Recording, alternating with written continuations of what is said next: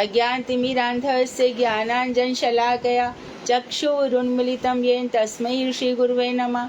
नमो महावदन्याय कृष्ण प्रेम प्रदायते कृष्णाय कृष्ण चैतन्य नामने गौरतुषे नमः। हे कृष्ण करुणा सिंधु दीन बंधो जगतपते गोपेश गोपिका कांत राधा कांत नमोस्तुते। तप्त कांचन गौरांगी राधे वृंदावनेश्वरी वृषभानुसुते देवी प्रणमामि हरिप्रिये। तवैवास्मि ना जीवामि त्वया बिना इति विज्ञाय राधे त्वं नये मां चरणान्तिकं।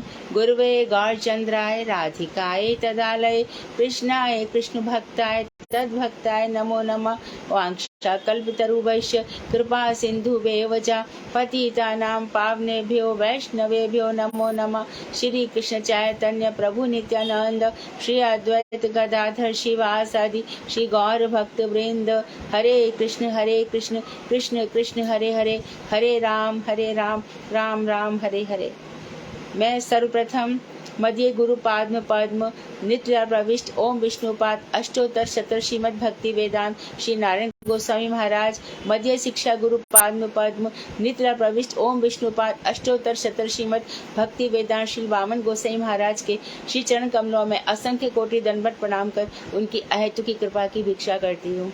मैं ग्रंथ राशि चैतन्य शिक्षामृत तदीय रचनाकार ओम विष्णुपाद सच्चिदानंद श्री भक्तिविनोद ठाकुर के श्री चरण कमलों में कोटि कोटि दंडवत प्रणाम कर उनकी अहेतु की कृपा की प्रार्थना करती हूँ। मैं उपस्थित श्रोता मंडली वैष्णवी सभी के लिए यथा योग्य बंदन अभिवादन दंडवत करती हूँ। तो आज एक दंडवत आज अहम दिन है, क्योंकि जिस संप्रदाय में हम दीक्षित हैं, जिन मंत्रों में हम दीक्षित हैं, उस संप्रदाय का बेस क्या है, उस संप्रदाय की भूमिका क्या है, उस संप्रदाय में जिनको हम भगवान मानते हैं, जिस रूप में मानते हैं, भगवान को तो सभी मानते हैं, लेकिन हम जिस रूप में मानते हैं और उनकी जो शक्ति है ना, हम मात्र शक्ति को मानते हैं ऐसा नहीं है, और मात्र शक्तिमान को मानते हैं ऐसा नहीं है। हम शक्तिमान की जो विभिन्न शक्तियां हैं, जैसे कि हमने पूरा पढ़ा, उनकी माया शक्ति जगत की रचना करती है, उनकी तटस्था शक्ति जीवों की रचना करती है, उनकी चित्त शक्ति धाम रूप इत्यादि की रचना करती है, उनकी अचित शक्ति जैव जगत बनाती है। इस तरह से भगवान की जो शक्तियां हैं वो विभिन्न कार्य किया करती हैं। भगवान की जो स्वरूप शक्ति है वो इलादरी शक्ति है। स्वरूप शक्ति का दूसरा रूप योग माया भी है। योग माया सारे भक्तों को भगवान की ओर ले जाती है, और जो भगवान के साथ अपना सख्य संबंध स्थापित नहीं कर पाते, अपने को भगवान का दास नहीं मानते, ऐसे लोगों को इस किले में, दुर्गा मतलब दुर्ग अर्थात किला, इस किले में किलेबंदी करके उनको बहुत प्रकार से प्रताड़ित करती है। तो ये सीधी सादी सी बात है, और हमें इसी बात को भक्तिविनोद ठाकुर ने जैव धर्म में समझाया और चैतन्य शिक्षामृत में समझाया। चैतन्य शिक्षामृत में अचिंत्य भेदाभेद के बाद जो कुछ पढ़ा जाएगा वो इतना सरस है, इतना सुमधुर है, इतना मीठा है कि क्लास खत्म होगी तो ऐसा लगेगा अरे खत्म क्यों हो रही है, पढ़ लेना इसमें और क्या क्या लिखा है। लेकिन ये सिद्धांत जानना बहुत जरूरी है कि हम में और हमारे भगवान के बीच में संबंध क्या है। ये संबंध अचिंत्य है। हम इसकी शुरुआत में यही जानते हैं कि वो बृहत हैं और हम लघु हैं। उनसे ही हम निकले हैं। उनकी जो जैसे सूर्य से किरणें निकलती है ऐसे हम निकल रहे हैं। लेकिन प्रॉब्लम क्या है कि हर जीव का अपना अपना स्वरूप है। कोई जीव भगवान को एक ही बार में मान लेता है, और किसी को कितना भी समझाओ मैं क्यों मानूं, वो कौन होते हैं, राम में क्या अंतर है, शिव में क्या है, ये सब भी तो फालतू के प्रश्न करता है। तो ऐसा समझना चाहिए कि इसके भी सुकृति नहीं बनी है। और भी एक चीज है कि ये जीव और ये जगत, इसका हमारा क्या संबंध है, जड़ से हमारा क्या संबंध है। तो जगत में हम यहाँ पर अपना कर्म भोग करने आए हैं, और भगवान ने वेदांत के अनुसार मनुष्य जन्म क्यों दिया है, एक अवसर दिया है, एक अपॉर्चुनिटी दी है कि देख तेरे को एक जन्म देता हूँ, इसमें तो सुधार ले, नहीं तो जा, चला जा, जैसे जैसे कर्म होंगे भोग होगा। कल मैं प्रभुपाद जी का एक आर्टिकल पढ़ रही थी जिसमें प्रभुपाद जी कह रहे हैं कि जो हमारा सूक्ष्म शरीर है, ये सूक्ष्म शरीर बहुत भोग करना चाहता है, और बहुत ही इम्पोर्टेंट बात है ये। और भोग करने की जो छाप है वो हमारे सूक्ष्म शरीर अर्थात मन, बुद्धि, चित्त, अहंकार में पड़ जाती है। और फिर वो उस सूक्ष्म शरीर में जो मन बनता है ना, वही मन भोग करना चाहता है और वो अगले स्थूल शरीर की तैयारी कर लेता है। मन को बहुत भोग करना होगा, चलो हमारे पास बहुत सोना हो जाए तो सांप बना करके वो कहीं सोने की खान में बैठा देंगे। बहुत सारे हमारे घर में बाल बच्चे हो तो सुअर बना के बैठा देंगे। तो ये स्थूल शरीर जो जो इच्छाएं करता है, मन में उसकी छाप पड़ती जाती है और मन भोग बुद्धि में लग जाता है और भगवान की भक्ति करना छोड़ देता है। भगवान की भक्ति ना करना ही, कल जो एक बहन पूछ रही थी, शुक्रवार को पूछ रही थी कि प्रतिबिंब क्या होता है। हम एकदम ऊपर लेवल पर थे। प्रतिबिंब और छाया, ये दो चीजें जैसे कि नाम से स्पष्ट है कि प्रतिबिंब कोई दूर की वस्तु, दूर में चंद्रमा है, नीचे प्रतिफलित हो रहा है। अर्थात हम समझ रहे हैं भक्ति तो है, लेकिन भक्ति का आभास तक नहीं है, बहुत दूर है। और कोई एक चीज हो गई छाया, छाया जैसे वृक्ष के नीचे छाया रहती है तो वो थोड़े समीप रहती है, अर्थात हम भक्ति के थोड़े समीप हैं। जैसे कि कोई समझ लेता है कि हम निर्विशेष ब्रह्म की उपासना करके भक्ति कर रहे हैं, ये प्रतिबिंबवाद। वो ब्रह्म की उपासना कर रहा है और उसको लग रहा है हमारी भक्ति हो रही है। इसी प्रकार से कोई समझता है कि हम कर्म से, ज्ञान से भक्ति को प्राप्त कर लेंगे, तो ये सब छायावाद और प्रतिबिंबवाद है। तो भी प्रतिबिंबवाद से छाया को समीप माना गया है। विस्तार से जानकारी के लिए कभी हम ये भक्ति तत्व विवेक पढ़ेंगे, लेकिन सार वस्तु यही है कि ये दोनों आभास हैं। लगता है भक्ति, पर है नहीं। भक्ति है ऐसा लगता है, इसको आभास कहते हैं। It appears to be there but it is not there. तो जैसे छाया थोड़े समीप होती है, तो छाया आभास जो होता है वो भक्ति के थोड़े करीब होता है। ये प्रतिबिंब बहुत दूर पड़ जाता है, जैसे निर्विशेष ज्ञान इत्यादि। तो आज तीन लोगों ने प्रश्न भेजे हैं, हमारी 3 बहनों ने, सुधा ने, भारती ने और अनुराधा ने। तो मैं इन तीनों से निवेदन करूंगी कि प्रश्न सत्र प्रारंभ किया जाए और कोशिश यही की जाए कि आज के इसी एक दिन में इन प्रश्नों को फटाफट पूरा कवर किया जाए। और प्रश्न उत्तर बहुत ही, जब एक व्यक्ति प्रश्न बोलेगा और यदि उसमें दूसरा बोलता है तो उसको आगे मौका नहीं दिया जाएगा, क्योंकि मर्यादा रहे। कई लोग शिकायत करते हैं कि एक बोलता है, दूसरा बोलता है, तो उनको प्रश्नों का उत्तर समझ में नहीं आता। और आप लोग भी सभी को मौका देंगे, जैसा कि आप दे रहे हैं, इसमें कहने की बात नहीं है। लेकिन जब एक बोलेगा तो दूसरा उसको पूरा मौका दे, उसको और देखे कि वो ठीक बोल रहा है कि नहीं। यदि आपको ऐसा लगता है कि नहीं, प्रश्न का उत्तर सही नहीं आया, तो आप कहिए कि इस प्रश्न का उत्तर ऐसा हो सकता है, लेकिन सेम बातें रिपीट मत कीजिए। तो इससे हम सब सीखेंगे कि हमने क्या पढ़ा है। Hare Krishna. I start with Anuradha. Hare Krishna, सभी को प्रणाम। सो हमारा फर्स्ट क्वेश्चन है, काशी के प्रख्यात मायावादी सन्यासी प्रकाशानंद सरस्वती को महाप्रभु जी ने क्या शिक्षा दी? कोशिश करिए जो क्वेश्चन का आंसर देंगे शॉर्ट में होंगे तो हम जल्दी कर पाएंगे, है ना। और कहीं एक्सप्लेनेशन होगा हम दीदी से पूछ लेंगे, ठीक है। तो यस रूबी दीदी।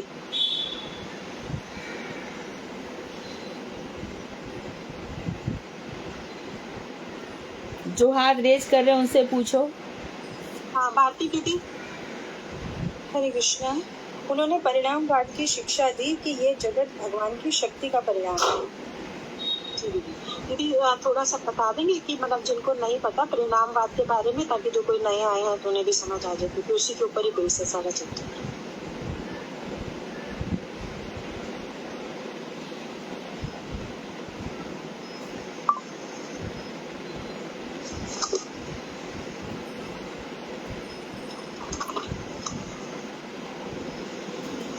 बोलिए ना, परिणामवाद। हाँ जी बोलिए दीदी। भारती दीदी कंटिन्यू करिए। भारती बोलो। हरे कृष्णा। हाँ अंजना दीदी आप बोलिए प्लीज। हाँ, हरे कृष्णा दीदी, दंडवत प्रणाम। एक्चुअली शंकराचार्य ये कहते हैं कि ब्रह्म माया के चक्कर में आकर अपने स्वरूप को भूल गया है और वो जगत बन गया है, जीव बन गया है, और जब वो माया से शुद्ध हो जाएगा तब वो वापस ब्रह्म बन जाएगा। लेकिन हम क्या कहते हैं, या महाप्रभु जो कह रहे हैं वो कह रहे हैं कि ब्रह्म का की शक्ति का परिणामवाद होता है। ब्रह्म जगत में कभी भी परिवर्तित नहीं होता, उनकी शक्तियों से इस जगत का प्रसव करती है, उनकी शक्तियाँ इस जगत का प्रसव करती हैं। बहुत सुंदर, ये वेरी शक्ति गुड। हाँ, और भगवान की अचिंत्य शक्ति जगत को पैदा करती है, चित्त शक्ति जीवों को पैदा कर रही है। ये मतलब महाप्रभु ने हमें बताया। चित्त शक्ति नहीं, तटस्थ शक्ति है ना, तटस्थ। हम सिर्फ ये बोल रहे हैं कि विशुद्ध सत्य तत्व जो है वही परिणामवाद है, मतलब जो सर्वशास्त्र सम्मत करते हैं और जो विशुद्ध सत्य है वही परिणामवाद है। अनुराधा क्या कह रही हैं आप? विशुद्ध सत्य मतलब जो सत्य है, विशुद्ध सत्य है, जैसे यह भगवान है, शुद्ध सत्य है, तो और सब जितने भी शास्त्र हैं उन्होंने उसको सम्मति दी हुई है, उसको बोलते हैं। नहीं, ये ठीक कह रही है अनुराधा, इन्होंने सही बताया एकदम कि भगवान की जो शक्ति है उसी से यह जगत बना है, और जो मायावादी है वो ये कहते हैं कि ब्रह्म ही जगत में बदल गया। ये ठीक आंसर अनुराधा। तो नेक्स्ट क्वेश्चन, अचिंत्य भेदा भेद का शाब्दिक अर्थ क्या है? अनुराधा दीदी।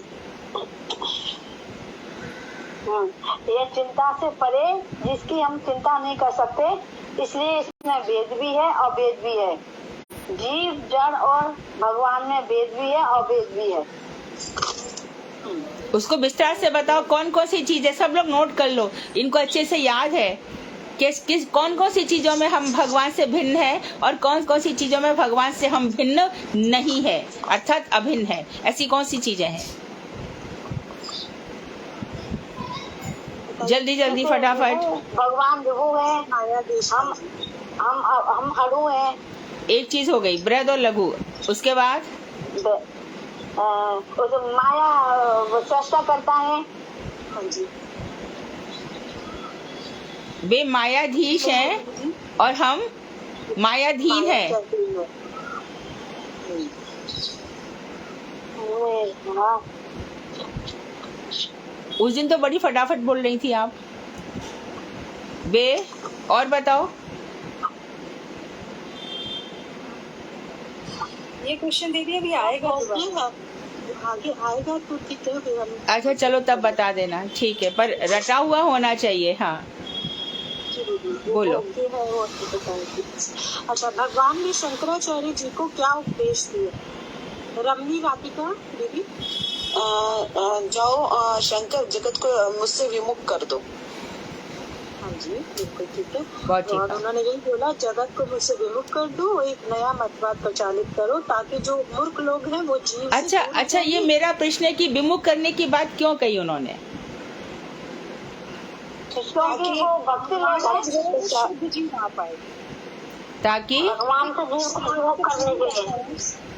नहीं, क्यों भगवान अपने से विमुख क्यों करना चाहते थे?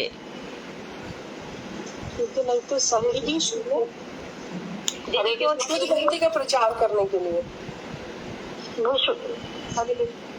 नहीं, विशुद्ध भक्ति का प्रचार करने के लिए। हाँ, विशुद्ध भक्ति का प्रचार, क्योंकि वेदों के कर्म कांड का आश्रय लेकर लोगों की हिंसा परायण बुद्धि हो रही थी और यज्ञ इत्यादि करके लोग बलि इत्यादि कर रहे थे।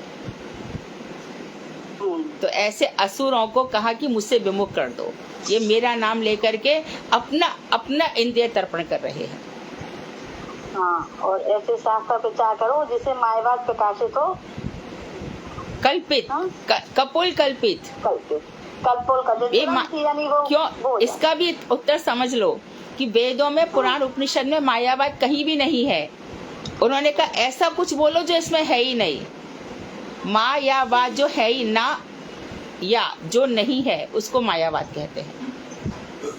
जैसे कि ऐसे लोग दीदी भ्रमित हो जाएं, हाँ, और वो जो शुद्ध भक्त है वो ही मेरे पास आ पाएगी। हाँ हाँ, ब्रह्म के नाम पर कह दो कि तू ही ब्रह्म है, जीवों को ही कह दिया कि जाओ तुम ही ब्रह्म हो, तो फिर ब्रह्म क्या है कि ब्रह्म भी माया के अधीन होकर के इस जगत में जीव बन जाता है।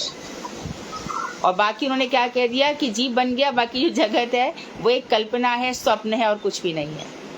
हाँ, आगे। नेक्स्ट क्वेश्चन है, महाप्रभु जी ने सार्वभौम भट्टाचार्य को क्या शिक्षा दी? विनीता दीदी, विनीता त्यागी दीदी। दीदी ये मैंने नहीं किया अभी, ये वाला मुझे नहीं। अच्छा दीदी, कोई बात नहीं दीदी। मैं बताऊं? दीदी मैं बताऊं? सुधा दीदी बता रहे हैं। सुधा दीदी। हाँ मोहिनी दीदी, आप बताइए। दीदी आपकी वॉइस नहीं आ रही है जोर से। सार्वभौम भट्टाचार्य को क्या शिक्षा दी, यही पूछ रही है ना दीदी? हाँ जी हाँ जी, महाप्रभु जी ने क्या दिया? सार्वभौम भट्टाचार्य आए थे ना उनके पास। हाँ, तो महाप्रभु जी ने सार्वभौम भट्टाचार्य को क्या शिक्षा दी?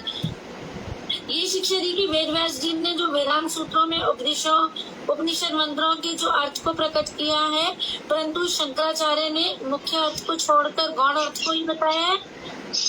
यही शिक्षा दी है। बताया है, उनको कहा है कि उनके जो गुरु व्यास जी है वो भ्रांत हो गए थे, तो वेदों के जो शाब्दिक अर्थ है वो ना बता के उन्होंने घुमा फिरा के अर्थ बताए हैं। ठीक है दीदी। नेक्स्ट क्वेश्चन है, जिस काल खंड में वेदों के अर्थ का अनर्थ किया जा रहा था और बलि इत्यादि भी की जा रही थी, तब भगवान ने किन्हें भेजा? हिंदू है दीदी। मैं बताऊं? हाँ दीदी, अभी एक बार मैं देख लेती जिन्होंने, शैला दीदी ने हंड्रेड की। हाँ शैला दीदी बोलिए। तो मैं भगवान ने शंकराचार्य जी को भेजा। माँ तो मैं बुद्ध शंकराचार्य आएगा या बुद्ध को आएगा? बुद्ध को बुद्ध आएगा दीदी। बुद्ध जी को अहिंसा का प्रचार करने के लिए भेजा, जो अहिंसो परमा धर्म है ना, उसका के लिए। चलिए, अब जो हिंसा है वो किस किस प्रकार से की जा सकती है? सपना दीदी।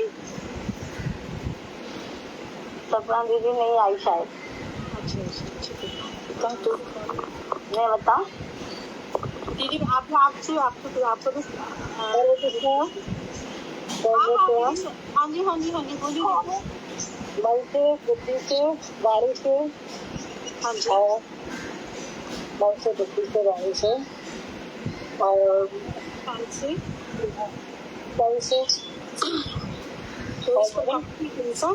हरे दीदी व्यवहार से भी हो सकती है। हरे कृष्णा। व्यवहार से भी। हरे कृष्ण दीदी, मैं बताऊं? हाँ बोलो। हाँ हरे कृष्ण दीदी।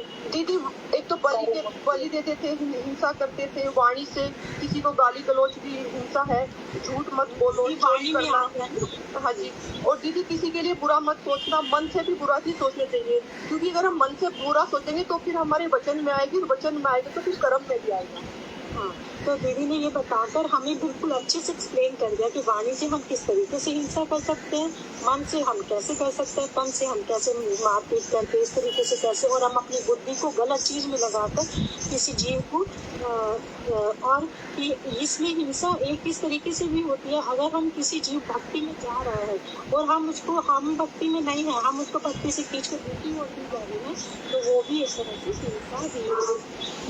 हरे कृष्ण दीदी, इसका ऐसा भी उत्तर बनेगा वाक्य के कायिक और मानसिक के द्वारा, मानसिकता के द्वारा। दीदी प्लीज आप करेक्शन कर देना है ना। हाँ हम आप लोग जितना इसमें उतना ही बोलो, एक्स्ट्रा मत जाओ, एक्स्ट्रा मत बोलो। ठीक है दीदी। भगवान अपनी चित्त शक्ति से जीव प्रकट करते हैं, परंतु स्वयं अविकृत रहते हैं। उदाहरण से समझेंगे। भगवान चित्त शक्ति से जीव को प्रकट करते हुए भी अविकृत क्यों रहते हैं, उदाहरण से समझाएं। हाँ, ये दीदी ने समझा। दीदी मैं बोलूं? अनीता दीदी ने कोई नहीं क्वेश्चन बोला। अनीता दीदी बोलिए। सभी का हम नीचे से देखते, सभी जो रेस करेंगे सभी के करना। हरे कृष्ण दीदी, हाँ भगवान की चित्त शक्ति से ही जीव व जड़ जगत निकलते हैं, लेकिन भगवान उनसे उसी प्रकार वो अविकृत या अलग रहते हैं। ये जड़ में लिप्त नहीं होते, जैसे आकाश से वायु लिप्त नहीं होती। और जिस प्रकार चिंतामणि उदाहरणार्थ चिंतामणि से मनवांचित नाना प्रकार की रत्न राशि पैदा होती है, फिर भी चिंतामणि स्वयं अविकृत रहती है। अब ये बहुत इजी क्वेश्चन है, नीचे से जिन्होंने नहीं दिया ना बहुत वन वर्ड आंसर है, और ये जो हमारी भक्ति का मूल है। वेदों की प्रतिपाद ऋषि कौन है? भगवान श्री कृष्ण। सविशेष श्री कृष्ण। बिना पूछे उत्तर ना दे, कृपया कृपया मर्यादा रखें। जिससे पूछा जाए वही, जिससे प्रश्न याद रह जाए। हाँ, आगे। हिंदू लेखा दीदी दूसरी वाही नहीं, हिंदू लेखा। अच्छा, आंसर तो बता ही दिया। नेक्स्ट क्वेश्चन है, भगवान की अचित शक्ति अनंत जगत के रूप में परिणित होती है, तो उनकी जीव शक्ति फिर किस रूप में परिणत होती है? रेवती देवी।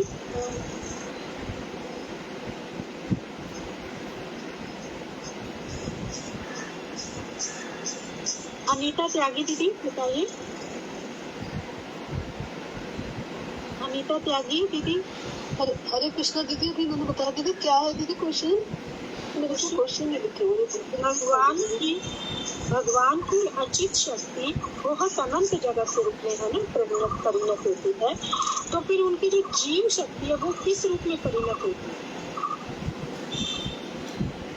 जीव शक्ति दीदी कर्म, उपासना और ज्ञान दे दो। नहीं दीदी, सपना दीदी आप बताएंगी। आठवां क्वेश्चन नहीं पहुंचा रही। ये दीदी 9th क्वेश्चन। अनंत जीवों के रूप में। 9th दीदी। हाँ, अनंत जीवों के रूप में परिणत होती है। ठीक है दीदी। अब नेक्स्ट क्वेश्चन, आप उसमें से ना आपको इजी रहेगा, आप अपना बुक खोल के भी रख सकते हैं 10th क्वेश्चन, तो उससे आपको क्वेश्चन पढ़ने में कुछ हमारा टाइम नहीं वेस्ट होगा, जल्दी जल्दी कवर कर देंगे। आर्ट कुकुटी न्याय से क्या अभिप्राय? शैला दीदी। साधना गुप्ता दीदी। आपने अभी कोई नहीं पूछा। हरे कृष्णा दीदी, भगवान की शक्ति को अस्वीकार करके केवल उन्हें हम निर्विशेष माने, यही कुक्कुटी न्याय है। हाँ, यानी कि शक्ति को माने और शक्तिमान को नहीं माने। हाँ जी, मैंने एक्चुअली पिछले वीक क्लासेस नहीं ले पाई, तो बहुत ज्यादा मुझे तैयारी नहीं हुई है। 50% माने और 50% नहीं माने। थोड़ा बहुत और हो, जैसे कि चंद्रमा को मान लिया, चांदनी को नहीं माना। सूर्य को मान लिया, धूप को नहीं माना।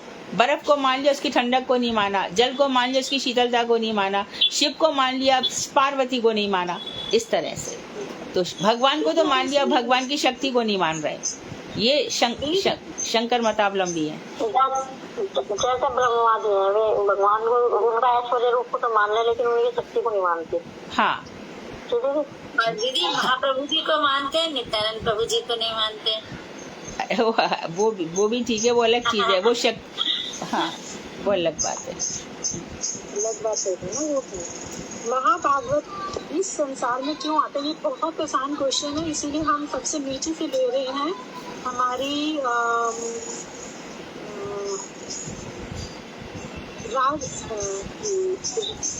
कृष्ण जी, मैं बोलूं मेरा गलत था दीदी।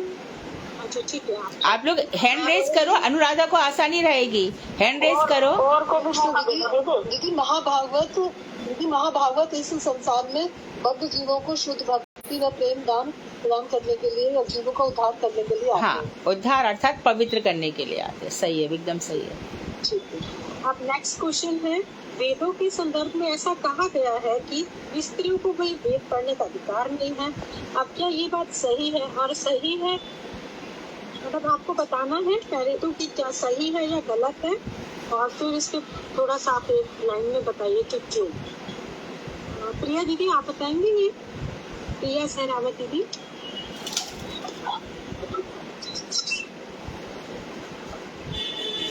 हाथ उठाइए, जिनको उत्तर आते हैं हाथ उठाइए। हिंदू भाई दीदी।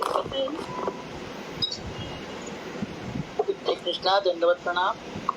ये बात सही है कि वेदों केवल वही स्त्रियां जो हैं वो वेदों को पढ़ सकती हैं जो संस्कार से रहित, वो नहीं पढ़ सकती जो संस्कार से रहित है। ये बात सही है। उनका चरित्र नहीं है या जो संस्कार है।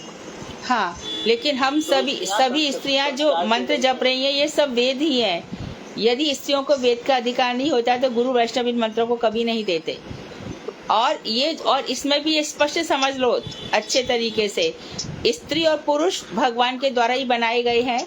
भगवान कभी भी नहीं चाहेंगे कि वो चींटी का अपमान नहीं सहते तो स्त्री का अपमान कैसे सह लेंगे। स्त्री माता के रूप में, बहन के रूप में, पत्नी के रूप में हमेशा ही पूजनीय रही है और रहेगी। और यदि ऐसा नहीं होता तो पत्नी के साथ पति को यज्ञ क्यों करवाए जाते हैं? राम ने सीता के साथ यज्ञ किए कि नहीं किए? इसी प्रकार से युधिष्ठिर ने यज्ञ किए, इतने सारे यज्ञ किए। और सिंहासन जीत लेने के बाद युधिष्ठिर ने पहले राष्ट्र यज्ञ किया था, फिर अश्वमेध यज्ञ किए। तो स्त्रियों को यदि वेद पढ़ने का अधिकार नहीं होता तो यज्ञ में वो कैसे बैठी? और इसी प्रकार से जब विवाह संस्कार होता है तब स्त्री के द्वारा भी तो मंत्र बुलवाए जाते हैं ना। तो इस तरह से कभी भी कोई ये ना समझे, जो भी माँ बहनें पराभक्ति में आगे बढ़ चुकी है, यदि स्त्री ऐसी होती तो महापुरुष क्यों मीरा का नाम लेते हैं, क्यों शची माता का नाम लेते हैं, क्यों माँ सीता का नाम लेते हैं? स्त्री यदि ऐसी ही है तो ये सब तो स्त्रियों का गुणगान करते हैं। कौन ऐसा है जो स्त्रियों के बिना रह सकता है? स्त्रियों का गुणगान करना ही पड़ेगा। इसलिए इस भूल में कोई ना रहे कि स्त्रियां, अच्छा जहाँ जहाँ भी ये कहा गया है कि स्त्रियां नरक का द्वार है, माया है, वो उन्हीं स्त्रियों के लिए जिन स्त्रियों का चरित्र ठीक नहीं होता। वो तो पुरुषों के लिए भी है, दोनों के लिए है। वो दोनों ही इस वेदों से च्युत माने जाएंगे। आगे वेदांत का भाष्य क्या है? क्या नाम क्या है? वेदांत के भाष्य कितने हैं? श्रीमद् भागवतम। हाँ, महाप्रभु के अनुसार वेदांत की कमेंट्री ही श्रीमद् भागवत है। वेरी गुड, अच्छा क्वेश्चन है। आगे नेक्स्ट है जो हमारे 4 संप्रदाय हैं। मैं 1 बाय 1 किसी से भी पूछ लूंगी तो इसलिए क्योंकि ये हमारा सबसे बेसिक है। और कल रामानुजाचार्य जी का भी था। तो जैसे रामानुजाचार्य थे तो उन्होंने कौन सा भाष्य शालू दी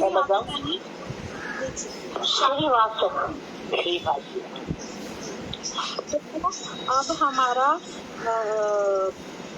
विष्णु स्वामी जी का वेदांत भाष्य कौन सा है?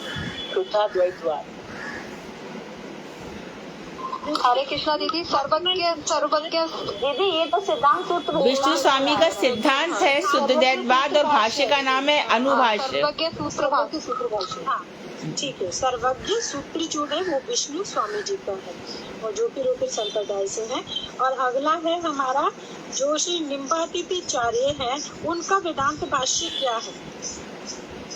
मोहिनी दीदी आप बताइए। निम्बातीचार्य भाष्य पारिजात सौरभ दीदी। वेदांत पारिजात सौरभ, राइट। पारिजात सौरभ जो है वो श्री निम्बातीचार्य का भाष्य का नाम है। ठीक है। और अब हमारे रामानुजाचार्य जी का कौन सा भाष्य है? भाष्य का नाम क्या है?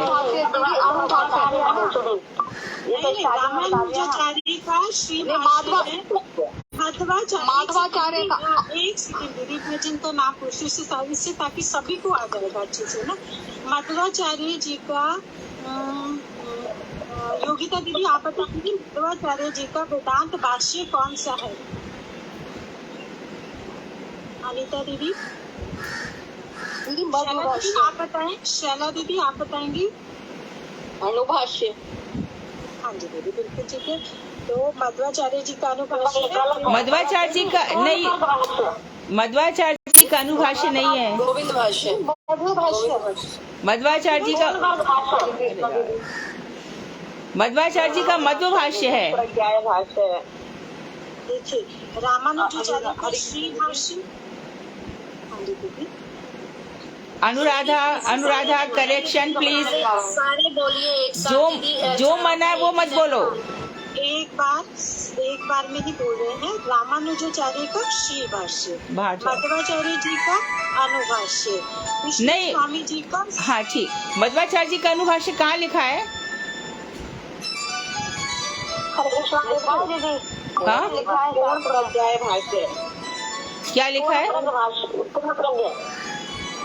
पूर्ण प्रज्ञा है दीदी, उसमें पूर्ण प्रज्ञ भाष्य है, राइट। पूर्ण प्रज्ञ भाष्य मध्य भाष्य कहते हैं। अनुभाष्य जो सर्वज्ञ सूक्त है उसको कहते हैं। जो मना है मत बोलो प्लीज। आप एक मिनट अपने हाथ नीचे को करो और जब क्वेश्चन करके उत्तर दे दो सब नीचे को हाथ करके दोबारा हाथ करा दो सब। हरे कृष्णा, हर दंडवत। दीदी एक बार मध्वाचार्य का फिर से आप बता दीजिए प्लीज। पूर्ण प्रज्ञ भाष्य है उनका, और उनको मध्य भाष्य भी कहते हैं।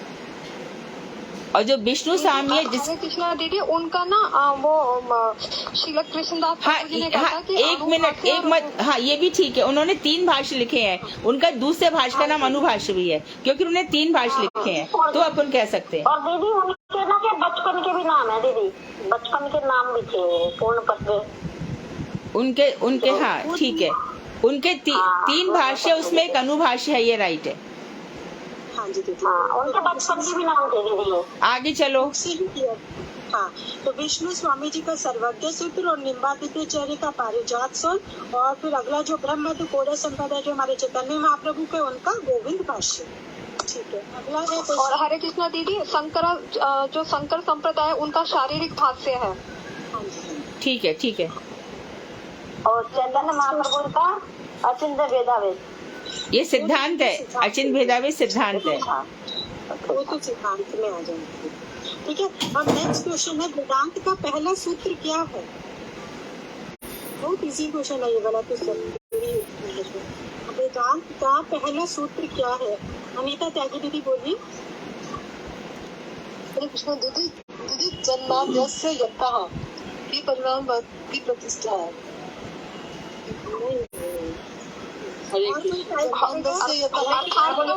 हाँ, मैंने करेक्शन कराया था, राइट। ये दूसरा सूत्र है, पहला सूत्र अथातो ब्रह्म जिज्ञासा, ये दूसरा सूत्र है।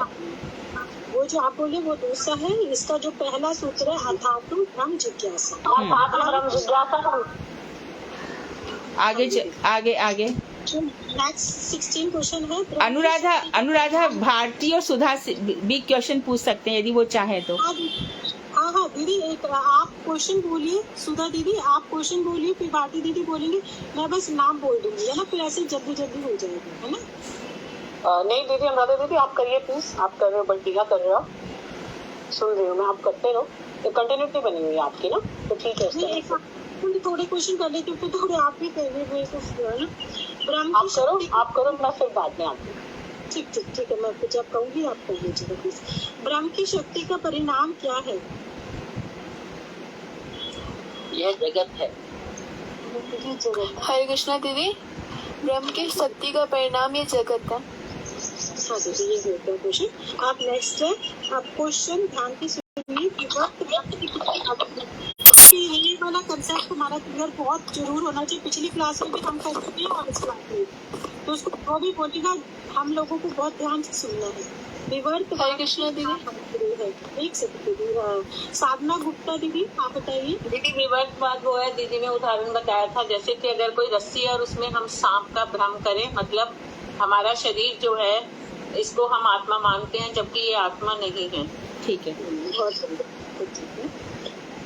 नहीं है उसको मान लेना जैसे। अच्छा, नेक्स्ट क्वेश्चन है, काशीवादी सन्यासियों को महाप्रभु ने क्या शिक्षा दी? ये कुछ हद तक मिलता जुलता ये रहने दीजिए, क्योंकि 2 क्वेश्चन सिमिलर से हैं। तो नेक्स्ट क्वेश्चन है, क्या वेदांत सूत्र ईश्वर के वचन है, शब्दम है या नहीं? हाँ है। अच्छा, सिंपल सा है वो, इसलिए कि हम जैसे सभी लोगों को थोड़ा ज्ञान हो जाए। शब्द में, और दीदी ने शब्द ब्रह्म में हमें बहुत अच्छे से क्लियर किया, क्योंकि ये चीज कंसेप्ट क्लियर होने से हम बहुत अच्छे से पढ़ पाएंगे। एक शब्द होता है, एक शब्द ब्रह्म है, इन दोनों में क्या अंतर है? शैला दीदी आप बताएंगे प्लीज।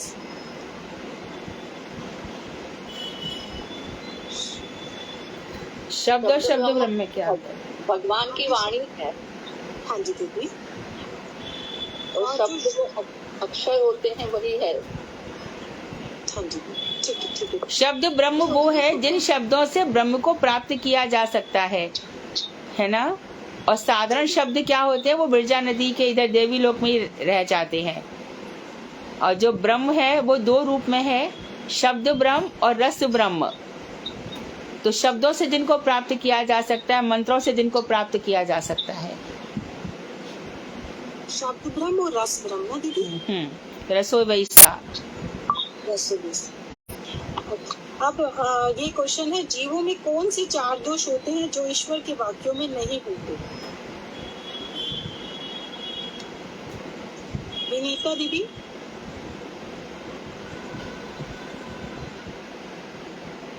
रूबी दीदी। हरे कृष्णा दीदी। धर्म, अर्थ, काम, मोक्ष। नहीं। क्वेश्चन धर्म, ब्रह्म, प्रमाद, विप्लुषा और कर्णा पाठव। हाँ, इन चारों के अर्थ भी बताओ, हाँ, मैंने दीदी रिपीट कर दीजिए दीदी प्लीज इसको। भ्रम, प्रमाद, करना पाठव और विप्रलिप्सा, इन चारों के अर्थ भी बताइए।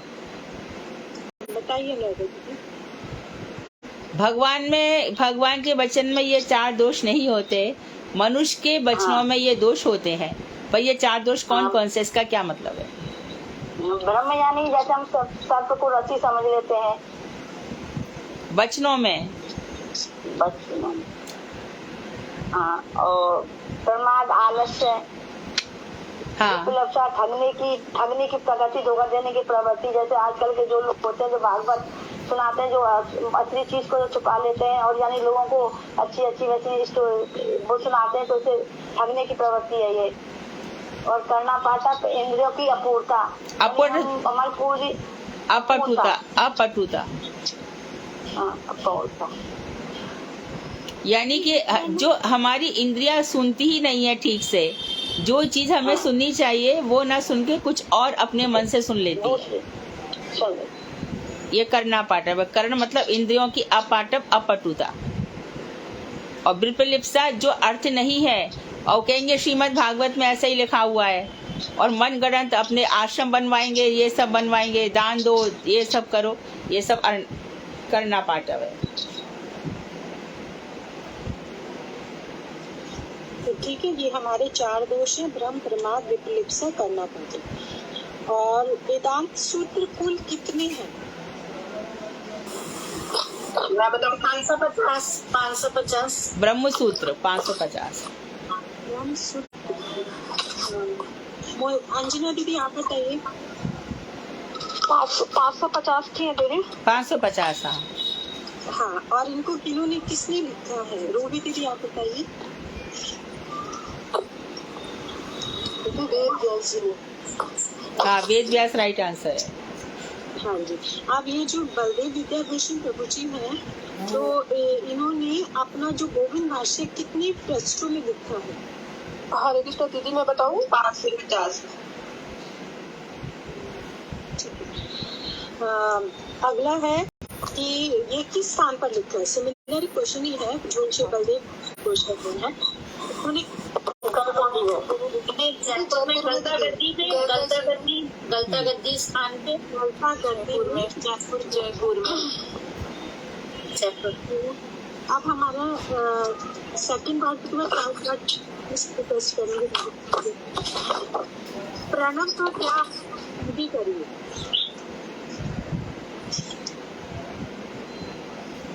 जल्दी जल्दी बोलो, आज करने हैं सारे प्रश्न। हाँ, जल्दी बताइए। मोहिनी दीदी। प्रणव।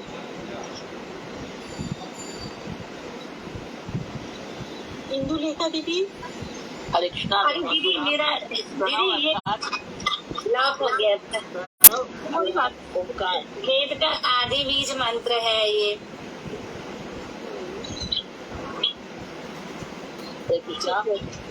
हाँ जी दीदी। प्रणव अर्थात ओंकार कृष्ण का ही दिया हुआ नाम है। ये वेद का आदि बीज है। प्रा प्लस प्रणव या ओम, जो हमेशा नवायमान रहता है और प्रलय के बाद भी सब इसमें ही विलीन हो जाता है। Perfect answer.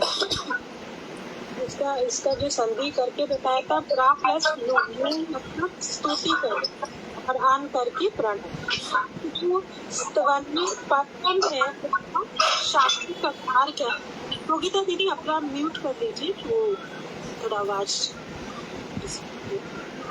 स्तवनीय परब्रह्म का शाब्दिक अवतार क्या है? हरे कृष्णा दीदी, मैं बताऊं? ओंकार ही है। राइट। स्तवनीय परब्रह्म का शाब्दिक अवतार ओंकार है। ओंकार। और स्तवनीय का अर्थ होता है भगवान की स्तुति करना, क्योंकि भगवान को अपनी स्तुतियां सुनना बहुत पसंद है, प्रसन्न होते हैं भगवान। और ओंकार से ही जितने भी हमारे वेद हैं वो सारे इससे प्रकट हुए।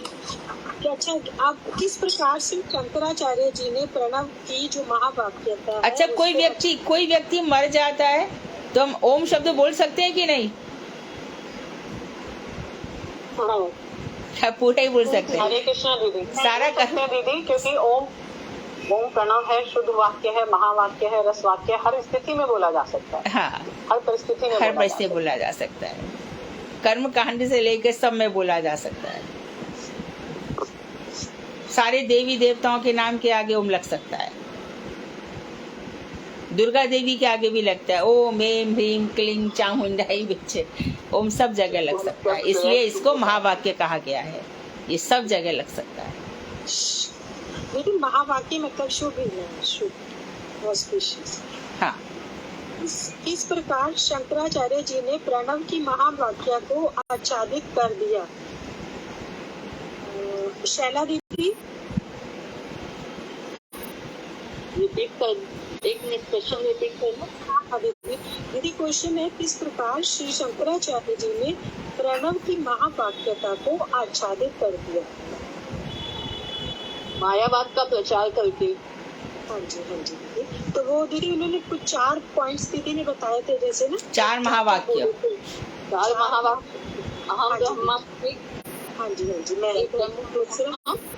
हाँ जी दीदी। त्वमसि। जी दीदी, बिल्कुल ठीक है। और एकमेव अद्वितीयम। और चौथा? ठीक है, बोल दिया, एकमेव अद्वितीयम, एक के अतिरिक्त 2 नहीं है, दूसरा नहीं है ना? और चौथा है प्रज्ञान ब्रह्म। बोल दिया दीदी, ये बोला दी। अहम ब्रह्मास्मि, मैं ही ब्रह्म हूँ, प्रज्ञानम ब्रह्म, प्रज्ञान ही ब्रह्म है, तत्वमसि, तुम ही ब्रह्म हो, एक मेवा आदित्य ना, एक नहीं है। और दीदी ने प्रज्ञान का 1 वर्ड में ही मतलब समझाया था। प्रज्ञान जैसे हमारे परम देव के लिए भी यूज करते हैं, तो प्रज्ञान सर्वश्रेष्ठ ज्ञान,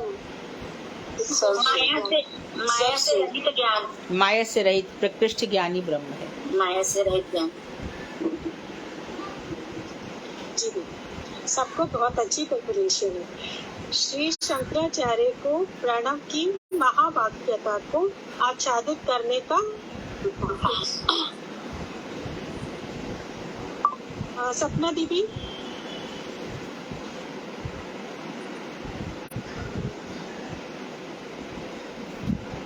अनुराधा दीदी, उनको मायावाद का प्रचार करना था।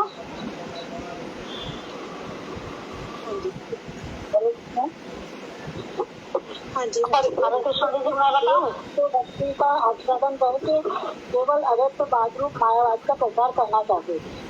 जी ठीक है, वहाँ पर वो केवल अद्वैतवाद रूप मायावाद का प्रचार करते। उनका ऐसा करने का कारण था कि वे शुद्ध भक्ति का आच्छादन कर केवल मायावाद का प्रचार करना चाहते थे। केवलाद्वैतवाद क्या है? केवलाद्वैतवाद क्या है? शंकराचार्य जी का जो सिद्धांत है। आगे क्वेश्चन। अच्छा ठीक है, हाँ पूछो। तो नेक्स्ट क्वेश्चन है कि अगर शंकराचार्य जी प्रणव को महावाक्य मान लेते तो उसमें क्या उससे हानि थी, और हानि थी तो क्या हानि थी? मतलब जैसे महावाक्य मान भी लेते तो उसमें क्या हानि थी? दीदी इससे कोई हानि नहीं थी दीदी। नहीं, अभीष्ट उनके जो अभीष्ट सिद्धि में बाधा उपस्थित हो सकती है। हानि तो होती उनको। वो कैसे कहते कि ब्रह्म अद्वैत है, हानि नहीं होती? हर जगह ओम ओम करना पड़ता, जीव और ब्रह्म दोनों की तो वो सादृश्य लाना पड़ता, जीव और ब्रह्म को क्लोज लाना पड़ता उनको, उनका सभी कुछ बिगड़ जाता। वो जो जीव और भगवान एक है कह रहे हैं, हाँ, तो फिर वो ओम नमो कैसे कहते सब जगह, नमो स्वाहा शब्द ही सब निकल जाते। कौन किसको स्वाहा करेगा, कौन किसको नमस्कार करेगा। प्रणव का अर्थ है स्तुति करना, तो ओम जब करेंगे तो स्तुति करनी पड़ेगी। यदि ओम शब्द ले आए तो वो तो जीव को ब्रह्म बता रहे, तो कौन किसकी स्तुति करता। वो तो मानते ही नहीं है ना, ब्रह्म को ही जीव मान रहे हैं। ओम कहते तो स्तुति करनी पड़ती ना। वो तो केवलाद्वैतवाद कहते कि एक ही है, कोई दूसरा है ही नहीं। तो कौन किसकी स्तुति करे, कौन किसकी उपासना करे, कौन किससे प्रेम करे, कौन किसकी सेवा करे, कौन किसकी आराधना करे, कौन किसकी पूजा करे, कौन किसकी उपासना करे, कौन किसकी साधना करे, ये सारे शब्द ही मिट जाएंगे साहित्य से। हरे कृष्ण दीदी, इस तरीके से भी इंग्लिश साझा किया दीदी, मतलब क्योंकि पढ़ना शुद्ध भक्ति कारक है। कारक होने के कारण उसे मां के स्वीकार करने से मतलब उन्होंने माना दिया, उन्होंने मां सही अर्थ बता दीजिए दीदी, दीदी इसको सही बता।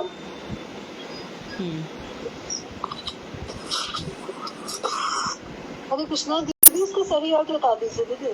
क्या दीदी क्या है इसमें, अभी क्या लिखना है दीदी, ये बता दीजिए।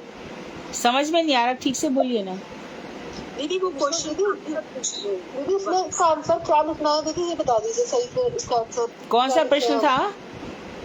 मतलब शंकराचार्य जी अगर प्रणव को महावाक्य मान ले, महावाक्य करते हैं तो उनके खुद के सिद्धांत की हानि हो जाती, क्योंकि वो जीव को ब्रह्मी बता रहे हैं और प्रणव स्तुति परक अर्थ है। तो जब जीव ब्रह्म है तो ब्रह्म की स्तुति थोड़ी करेगा। राम राम की स्तुति करेंगे, कृष्ण कृष्ण की स्तुति करेंगे क्या। तो इसमें जीव और ब्रह्म रहना चाहिए, ओम नमो रहना चाहिए। लेकिन यहाँ तो जीव ब्रह्म बन रहा है, तो उनके खुद के सिद्धांत का ही हानि हो जाती, उनका खुद का सिद्धांत ही नष्ट हो जाता, इसलिए उन्होंने ओम को नहीं लिया। यहाँ पर आ गया है जो अभी हमने पहले भी कर चुके हैं, केवल अद्वैतवाद से क्या तात्पर्य है। मैं बताऊं, एक सेकंड। प्रीति तोमर दीदी ने कोई नहीं क्वेश्चन का आंसर दिया। प्रीति दीदी आप ट्राई करिए, आप हैंड भी रेज किया आपने। प्रीति दीदी,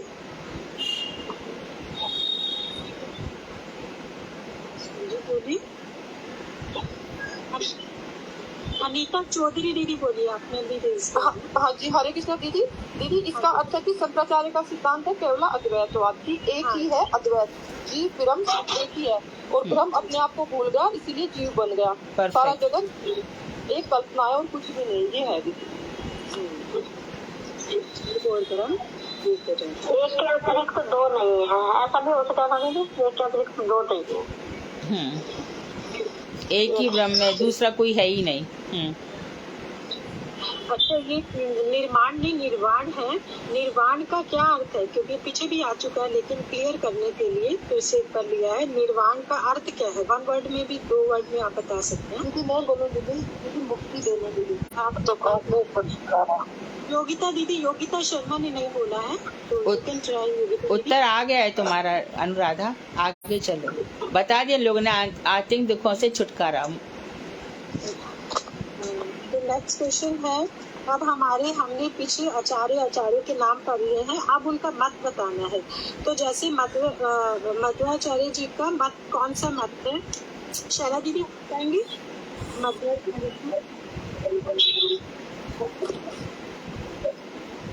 रामानुजाचार्य का बोलो दीदी। दीदी मैं बोली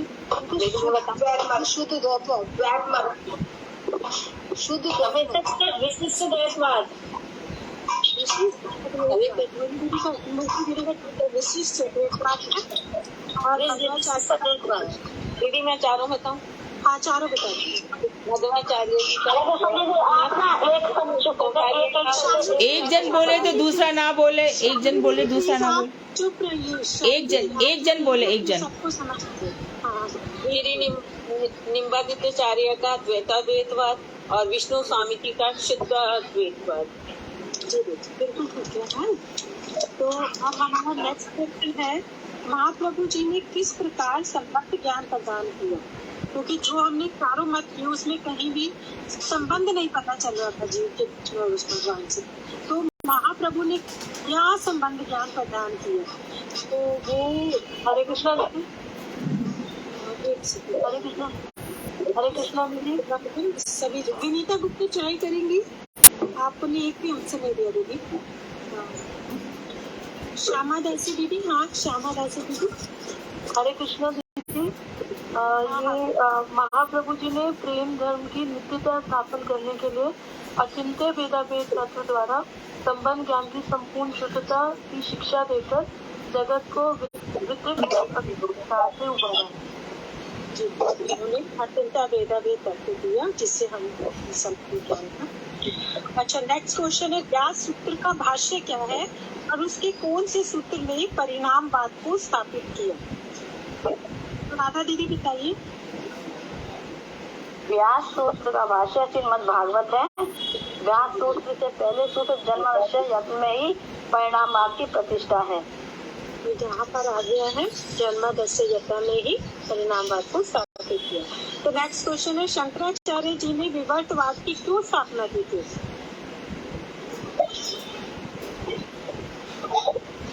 शंकराचार्य जी ने विवर्तवाद की क्यों स्थापना की? भारती दीदी, हाँ बताइए। शंकराचार्य जी ने विवर्तवाद की स्थापना इसलिए की क्योंकि वो मानते हैं कि ब्रह्म ही जो है वो जगत में बदल जाता है, और वो शक्तिमान को तो मानते हैं पर शक्ति को नहीं मानते। और यदि वे शक्तिमान की शक्ति को भी स्वीकार करते हैं तो शक्तिमान यानी कि ब्रह्म को विकारी मानना पड़ेगा, क्योंकि वो नहीं मानना चाहते, इसलिए उन्होंने विवर्तवाद की स्थापना। बढ़िया आंसर दिया है भारती। तो ब्रह्म को विकारी मानना पड़ेगा, ब्रह्म को परिवर्तनशील मानना पड़ेगा। नेक्स्ट क्वेश्चन है, परिणामवाद से आप क्या समझते हैं? ये भी आ गया है।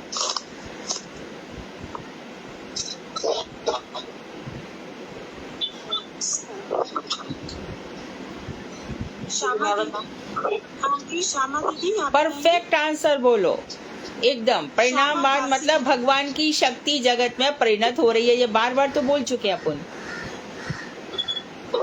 रट डालो भगवान की तटस्थ शक्ति से।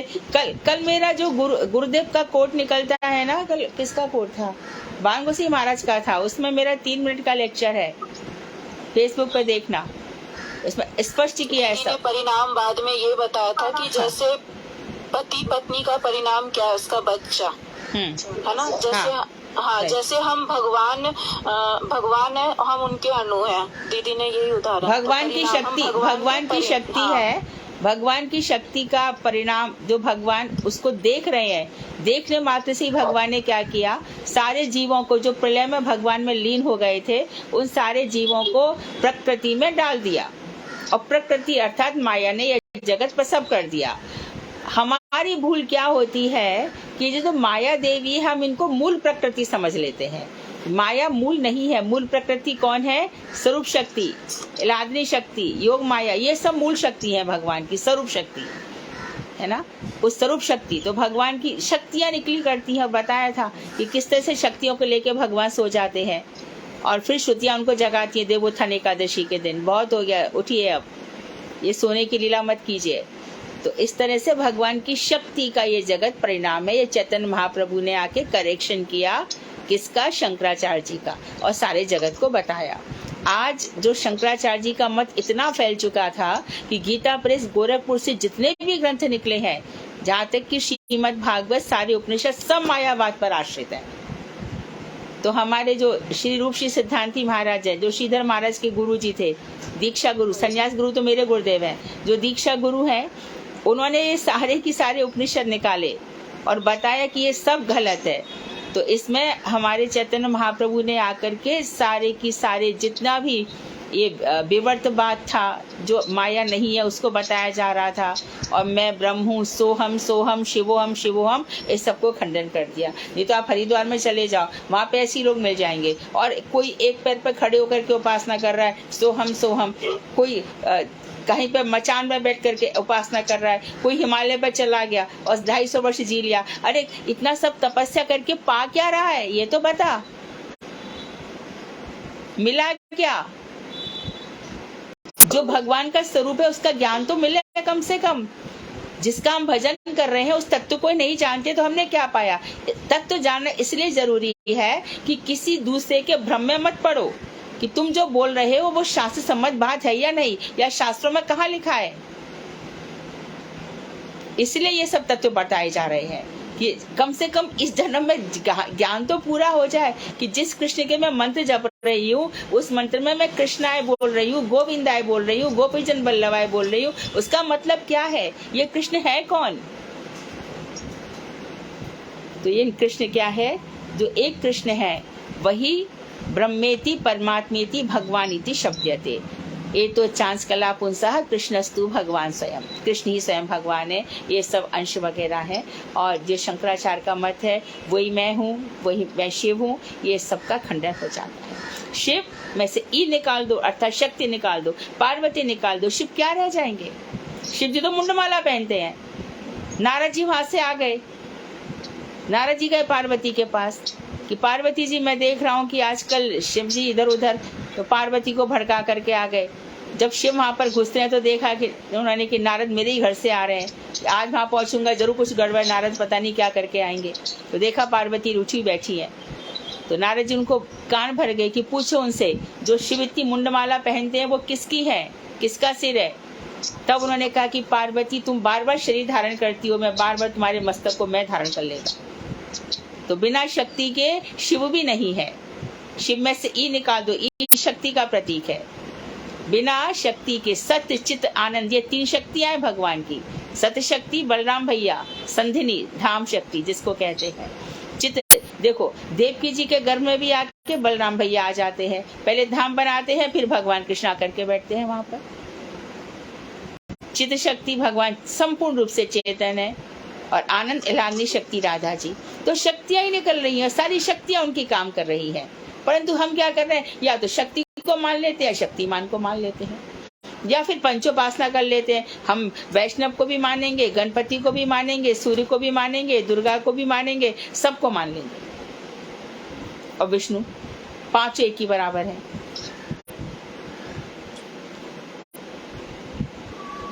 तो ये सभी प्रतिबिंबवाद है जो हम पंचोपासना करते हैं कि हम कर तो रहे हैं भक्ति, लेकिन भक्ति हो नहीं रही है। ये प्रतिबिंब, ये भक्ति का आभास है।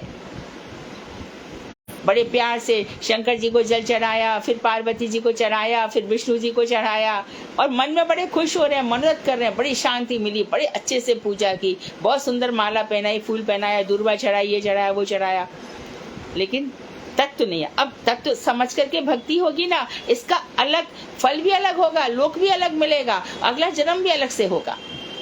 अब हम माया के अधीन नहीं रह गए।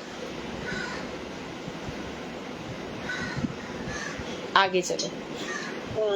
नेक्स्ट क्वेश्चन, बात में परमेश्वर में कुदरत विकार का दोष कब प्रकट और कब अप्रकट होता है।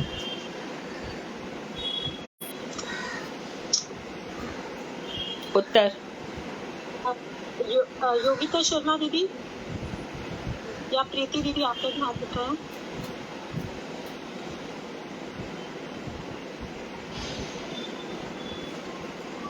उत्तर बोलो जल्दी जल्दी। मैं बोलो दीदी। हाँ हाँ बोलिए।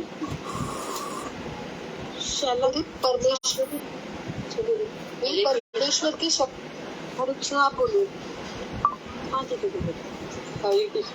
परमेश्वर की शक्ति की नित्यता स्वीकार नहीं करने से परिणामवाद में परमेश्वर के विभक्त विकार आदि महादोष स्वरूप उत्पन्न होते हैं। और दीदी आप प्रकट कब होता है, जैसे ये तो बताया कि जब हम नित्यता स्वीकार नहीं करते तब प्रकट, और जब हम हाँ परम ब्रह्म की नित्य स्वाभाविक प्रशक्ति स्वीकार करने होने पर उन दोषों की संभावना नहीं रहती है, तब वो दोष नहीं रहे। भारती ने प्रश्न नहीं पूछे आज। भारती प्रश्न तो बहुत अच्छे बनाती हो तुम, प्रश्न क्यों नहीं पूछ रही हो। हाँ जी, आप पूछो, अब आप पूछ। मेरा दो पार्ट हो चुकी है, अब आप सुधा जी। नहीं दीदी, कोई बात नहीं। दीदी अभी बहुत सारे प्रश्न हैं दीदी, और फिर थोड़ा कल भी हो पाए, आज नहीं हो पाए। आज मैं पूछूं, कल आप लोग पूछिएगा। अरे अभी क्लास चल रही है, रोज 4:15 तक चलती है ना, तब तक तो चलेगी ना क्लास। क्वेश्चंस अभी सुधा वाले तो अभी टच ही नहीं किए। जी कम से कम तुम्हारे वाले हो गए अनुराधा सारे? हाँ उनके भी हो गए भारती दीदी के, मेरे वाले 2-3 रह गए। हाँ तो 2-3 तो खत्म करो। हाँ वो वाले पूरे कर लेते हैं। तो इसमें है किसकी शक्ति के फल से अवरूप जड़ जगत और जीव जगत प्रकट होता है। बहुत आसान है। हरे कृष्णा दीदी, माया शक्ति, ब्रह्म की शक्ति, ब्रह्म शक्ति के फल से भगवान की इच्छा शक्ति से जगत प्रकट होता है। हाँ इच्छा शक्ति राइट आंसर है। माया शक्ति। ब्रह्म की शक्ति के विकास के फलस्वरूप। अगला ये वाला जो स्थूल और लिंग शरीर होता है ना, वो माया शक्ति से बनता है। और जो ऊपर का भी बताया है वो ब्रह्म की शक्ति के विकार के फल से, उसमें जब विकार आ जाता है उसके ब्रह्म की शक्ति के विकार के फलस्वरूप जगत और जगत। अच्छा अब हमने ये जो हमने अब नेक्स्ट क्वेश्चन है 14 भवन है, जो 7 ऊपर है 7 नीचे, उधरगामी है और वो है।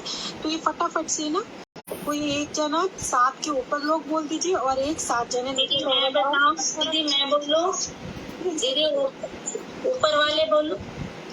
हाँ मोहिनी दीदी आप बोलिए ऊपर वाली, और ऊपर वाले नीचे वाले बोलो। शाला दीदी नीचे वाले दीदी मैं बताऊं दीदी, सूर्य अतल, वितल, सुतल, रसातल, पाताल, भूलोक, ये तो नीचे के हैं दीदी। भूलोक स्वर्ग। दीदी बस नहीं गलत है, गलत है।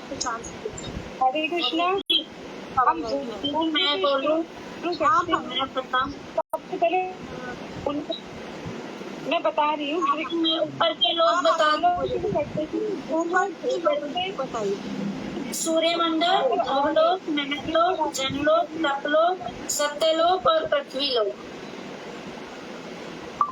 इसको दीदी ने बहुत आसान तरीके से बताया। नहीं सूर्यलोक नहीं बोलेंगे, उसको अंतरिक्ष कहते हैं। भू भूवर और स्वर्ग। ओम भूर भुवर स्वाहा। हाँ भूलोक भूवर अंतरिक्ष है, और फिर स्वर्ग लोक है, उसके बाद महलोक, जनलोक, तपलोक, सत्यलोक, इस तरह से 7 लोक है। हाँ। और भुआ को दीदी जूलोक भी बोलते हैं ना? हाँ द्यूलोक भी कह सकते हैं। स्वर्ग, महरलोक, जनलोक, तपलोक और सत्यलोक। और 7 जो नीचे के लोग हैं, एक सेकंड दीदी सत्यलोक को दीदी ब्रह्मलोक भी कहते हैं। ब्रह्मलोक कह सकते हैं, वो ब्रह्मा जी का लोक है ना। जी अपना दीदी आप बताएंगे 7 के नीचे वाले लोग कौन से हैं? अतल, वितल, सुतल, तलातल, रसातल और नीचे पाताल। तल छोड़ गए आप। तल से दीदी महातल, महातल फिर रसातल फिर पाताल। पाताल, रसातल और पाताल। तल, अतल, वितल, सुतल, तलातल, रसातल, पाताल। आज हमारे 2-3 क्वेश्चन से रह गए हैं। तो ये वाले काफी कुछ हम पहले भी कर चुके हैं, कि जो जैसे अचिंता भेदा भेद सिद्धांत है, ये हम ऑलरेडी कर चुके हैं, रिपीट नहीं करते। और अचिंत्य विषय जो होते हैं उसमें तर्क क्यों नहीं करना चाहिए? जैसे दीदी बोलते हैं कभी हमें अपने गुरु के पास में जाना चाहिए, हमें प्रणिपाते प्रश्न करना चाहिए।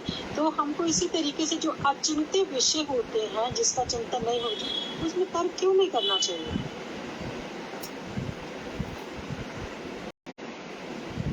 दीदी मैं बताऊं? एक सेकंड दीदी, जिन्होंने नहीं बोला ना वो बताएं। अनुराधा दीदी आप बताएंगी? क्योंकि अचिंत्य विषय में तर्क कभी भी प्रमाण के रूप में प्रतिष्ठित नहीं होता है। प्रतिष्ठित नहीं होता, उसकी कोई वहाँ पे रेपुटेशन ही नहीं है, तर्क ठहरेगा ही नहीं उधर, उसकी वैल्यू ही नहीं होगी उधर। जो अचिंत्य विषय है वहाँ तर्क नहीं चलते।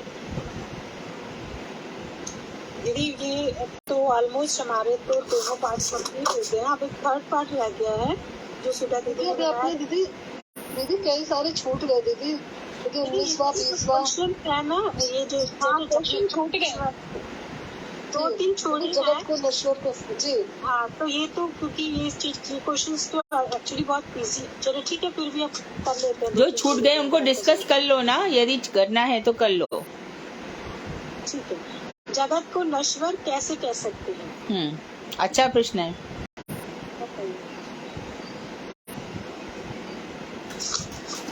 जगत सत्य होते हुए भी नश्वर क्यों है? अंजना दीदी आप बताइए।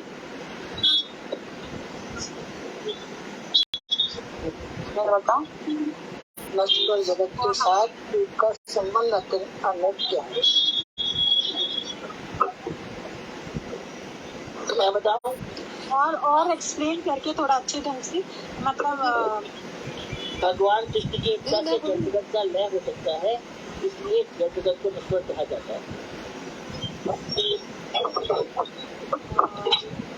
दीदी आप थोड़ा सा और दीदी मधु दीदी आप ही थोड़ा सा क्लियर और कर दीजिए, है ना? वैसे तो जगत, हाँ, क्योंकि जगत में ये जो सब दिखाई दे रहा है ये संबंध सत्य नहीं है, लेकिन जगत रिवील होता है, अनमैनिफेस्ट, अव्यक्त रहता है, व्यक्त हो जाता है। आज जो दिख रहा है कल नहीं दिखेगा प्रलय के बाद। तो ये जो हमारे साथ संबंध है, पिता के, माता के, भाई के, बहन के, ये सब संबंध झूठे हैं, ये नश्वर है, ये नहीं रहेंगे, ये नहीं रहेंगे। पिछले जन्म में हम किसके क्या थे कुछ नहीं पता है, और इस जन्म में कौन एक एक करके मर जाएगा, एक एक करके चला जाएगा, इसलिए सब संबंध नश्वर है। लेकिन जगत सत्य है। यदि जगत सत्य नहीं होता तो हमारा पूजा पाठ, भजन, यजन, याजन, कर्म सब बेकार हो गए होते, उनका कोई फल ही नहीं मिलता। संबंध झूठे हैं, जगत सत्य है। जो नित्य और सत्य संबंध है वो भगवान के साथ ही ठीक है, बाकी सब संबंध झूठे हैं। और साथ में और एक चीज ध्यान रहे, गुरु शिष्य का संबंध भी सत्य है। इसलिए गुरुजी कहते थे ना कि मैं बार बार आऊंगा और तुम लोगों को राधा दास्यम तक पहुंचाऊंगा। गुरु अपने शिष्य को छोड़ता नहीं है, सत्य शिष्य को, ध्यान रहे, सत्य शिष्य को, अच्छे शिष्य को गुरु नहीं छोड़ते। अब नेक्स्ट क्वेश्चन है, किनका कर्म क्रम परिणाम विकास परिणामवाद दर्शित करता है? ये थोड़ा ठीक से समझना भी है, इसमें एक दो पॉइंट। क्या प्रश्न है? पहले जो किनका क्रम परिणाम विकास परिणामवाद दर्शित करता है, ये तो 6 पॉइंट्स हैं। दीदी मैं बताऊँ है ना, जिन्होंने बिल्कुल नहीं बोला, मैं चाहती हूँ सब कुछ आंसर। निशा दीदी आपने रेज किया इस बार हैंड, आप ट्राई कीजिए। हाँ जी दीदी, हाँ जी दीदी, हरे कृष्णा। दीदी महत्तत्व, अहंकार, आकाश, तेज, वायु, जल और पृथ्वी, इनका क्रम परिणाम विकास से परिणाम विकास की परिणामवाद में दर्शित करता है। ठीक है दीदी, इसका ना थोड़ा सा आप ये जो महत्त्व है ये वाला थोड़ा सा। हाँ, ये ऐसा है कि जब भगवान सृष्टि करते हैं ना, तो सबसे पहले क्या निकलता है वहां से? प्रकृति। भगवान प्रकृति को भेजते हैं, और प्रकृति से क्या निकलता है? महत्व तत्व। महत्व तत्व एक पर्दा जैसा होता है, झिल्ली जैसा एकदम, और महत्व तत्व से निकलता है अहंकार। अहंकार से फिर चित्त, बुद्धि, मन, बुद्धि, चित्त निकलते हैं। इसके बाद इंद्रियां उसमें आ जाती हैं, प्राण आ जाते हैं। ये ऐसे करके एक पिंड बन जाता है, उसमें आत्मा आ जाती है। जैसे कि मैया के गर्भ में 10 यदि बच्चे, उसी समय आत्मा नहीं होती तो उसका विकास भी नहीं होता। मृतक का विकास होता है क्या? जब गर्भ में बच्चा मर जाता है तो उसका विकास होता है क्या? नहीं होता है ना। तो आत्मा है वही विकास। तो कपिल देव मैया देवहूति को समझा रहे हैं कि 10 दिन में वो जो गर्भ है वो बेर की गुठली के समान हो जाता है। 3 महीने से पहले ही उसके अंगों का विकास हो जाता है। तभी तो पता लगा लेते हैं ना कि लड़की है कि लड़का है। इसलिए सरकार ने बंद करवा दिया ना कि लड़कियों को लेकर के मार डालते हैं। तो स्पष्ट है ना कि उसका विकास हो ही गया कि वो पुत्री रहेगी या पुत्र रहेगा। और फिर गर्भ में 7 महीने तक। तो ये कैसे हो रहा है? जैसे ही उसमें आत्मा आती है, आत्मा के साथ ही इंद्रिया मनः षष्ठानि इंद्रियाणि च कर्षति, गीता में भगवान कह रहे हैं ये जो मन है ना हमने अपना तैयार किया है, ये इंद्रियों के साथ दूसरी योनि में चला जाता है, चाहे वो पशु योनि हो कोई भी हो। अब साइंटिस्ट बताते हैं कि पेड़ों में भी स्पर्श शक्ति होती है, जैसे कि टच मी नॉट पेड़ है, टच मी नॉट को आप उंगली दिखा दो, वही बात लक्ष्मण जी परशुराम से कह रहे हैं, यह कुम्हड़ बतिया कोई नाही, देख तर्जनी डर जाए। यहाँ पर कोई छुई मुई का पेड़ नहीं है जो आपकी तर्जनी देखकर डर जाएगा। इसी प्रकार से अशोक वृक्ष है, साहित्य में लिखा है कि अशोक वृक्ष के नीचे सुंदर स्त्रियां जब कुल्ला करती है तो अशोक वृक्ष फलीभूत हो जाता है। तो उसमें धूप का असर होता है, प्रकाश का असर होता है, चांदनी का असर होता है, कोई रात को खिलता है, कोई दिन में खिलता है। तो इस तरह से ये जो हम हैं ये इन सब रूपों में बिखर जाते हैं, योनियों में चले जाते हैं। तो मुख्य चीज है मन, मन को ही कंट्रोल करना है। मन है ना यही सब कुछ करता है, वास्तव में कुछ होता नहीं है, मन ही कल्पना कर रहा है। कोई मेरी बुराई कर रहा होगा, मेरी कितनी तारीफ कर रहा होगा, मैंने आज ऐसी साड़ी पहनी है बड़ी लोग देख रहे होंगे, कोई कुछ नहीं करता है। अपन ही खुश होते रहते हैं, अपन ही दुखी होते रहते हैं, दूसरे को कुछ फर्क नहीं पड़ता। एक बच्चा रो रहा है, क्यों रो रहा है? उसने मुझे परेशान किया, तेरे को परेशान किया, तू रो रहा है। और वो जा करके पता चला कि आराम से चॉकलेट टॉफी खा के मस्त बैठा हुआ है, तो तू क्यों रो रहा है भैया? इसलिए हम मन के अधीन होकर ही हमने अपनी दुर्गति करी है। इसलिए रघुनाथ दास गोस्वामी ने मन शिक्षा लिखा है, मन को ही समझाना है। तो सती जी ने जब योग बल से सती दक्ष जी के यहाँ पर गई थी, उन्होंने देखा कि मेरे पति शिव जी को यहाँ पर कोई स्थान नहीं है, तो योग बल से उन्होंने क्या किया, वो तेजस्विनी तो थी, अपनी अग्नि को प्रकट कर दिया। फिर वहां पे क्रम बताया गया कि अपने मन कर्म इंद्रियों को ज्ञान इंद्रियों में, ज्ञान इंद्रियों को प्राण में, फिर किस तरह से किया उन्होंने, मन को बुद्धि में, बुद्धि को चित्त में, चित्त को अहंकार में, अहंकार को महत तत्व में, महत तत्व को प्रकृति में, और प्रकृति से उन्होंने पर ब्रह्म परमात्मा में अपने को लीन कर दिया। इसी प्रकार से हमारे शरीर में नाड़ियां हैं, इला पिंगला ये सब नाड़ियां हैं, ये जागृत हो जाती है। कब जागृत हो जाती है? जब जितना भजन होगा, क्योंकि कृष्ण नाम में चेतना है, कृष्ण नाम में बहुत अधिक चेतना है। इतनी अधिक चेतना है कि मन के जितने भी कल्मश है उनका नाश कर देती है, पहला पॉइंट। दूसरा पॉइंट, पूर्व जन्म के जितने भी पाप है उनको नाश कर देती है। तीसरा पॉइंट, हमें सही रास्ता दिखाती है कि कौन भगवान है। तो कृष्ण नाम आकर के बहुत सारा काम इसमें कर जाता है। जितना हम संबंध के साथ नाम जपेंगे, भगवान को रख के भगवान के सामने, और जितने बेमन से करेंगे कि मैं कर रहा हूँ, मेरे 3 लाख हो रहे हैं, मेरे 1 लाख नाम हो रहे हैं, और मन में बदलाव है ही नहीं। 10 साल पहले जो बुद्धि परिवार में अटक रही थी वो आज भी है, मेरा में आज भी है। तो समझो कि ठीक से भजन नहीं हो रहा, हो ही नहीं रहा। तो ये भजन होगा तो ये सब अपने आप ही हो जाएंगे। फिर हमें अपना शरीर यथांडे तथा ब्रह्मांडे, जो ब्रह्मांड में चल रहा है वो हमारे शरीर में ही चल रहा है। इसी शरीर से ही हमें भगवान को प्राप्त करना है।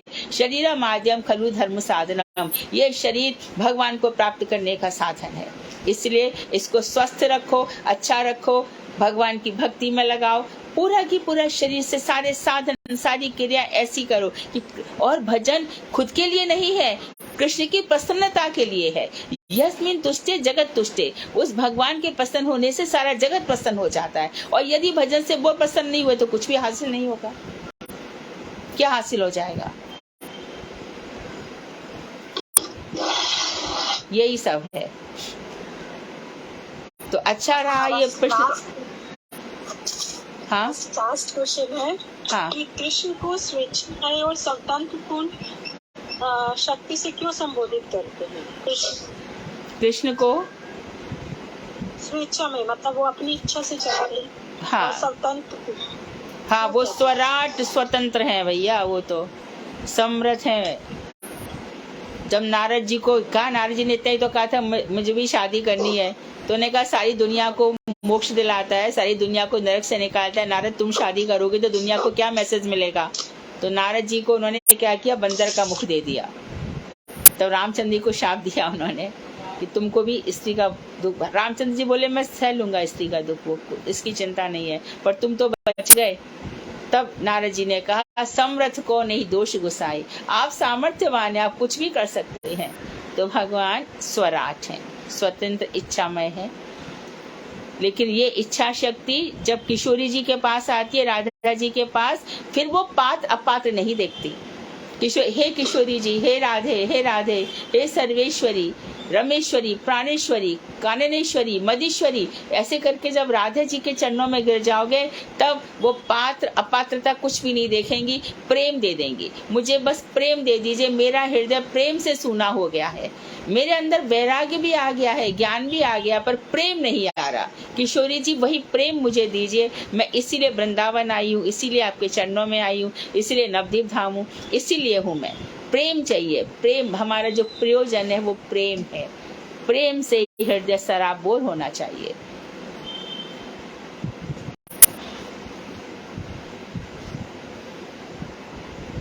और बस भी हो गया। इसका क्वेश्चन का कोई आंसर देना चाहेगा? अंजना दीदी, आप देंगे इसका आंसर? बोलिए दीदी। हाँ बोलिए दीदी।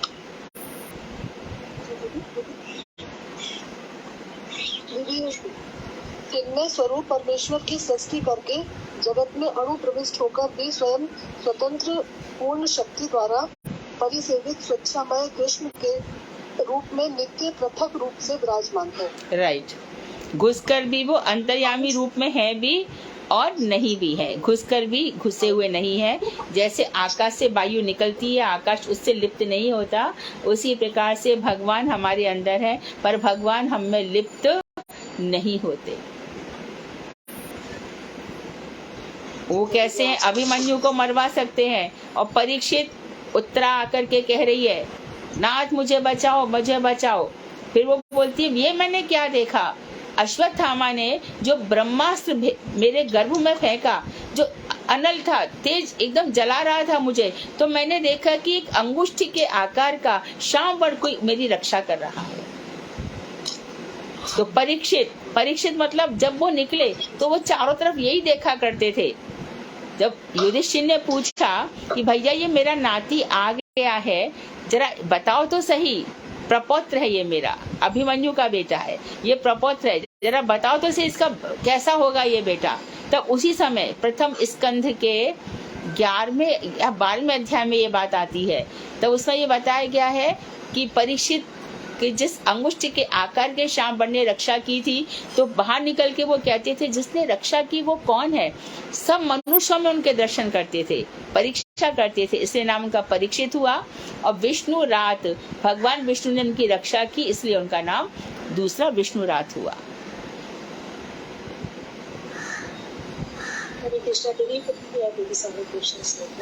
हो गए, इनके प्रश्न रह गए सुधा जी के। सुधा जी कल 5 या 10 मिनट में फटाफट प्रश्न कर लेंगे आप?